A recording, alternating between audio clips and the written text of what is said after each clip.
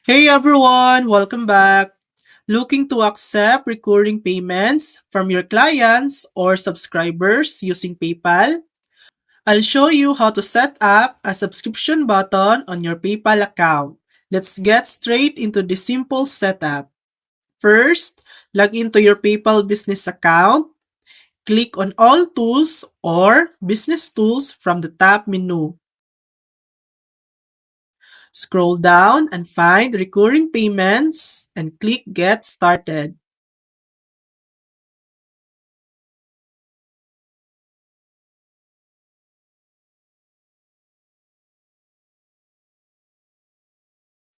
Under Related Items, choose Create a Subscription button.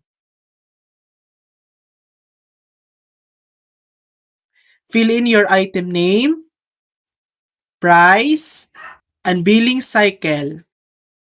Set the number of cycles if needed, or leave it blank for ongoing payments.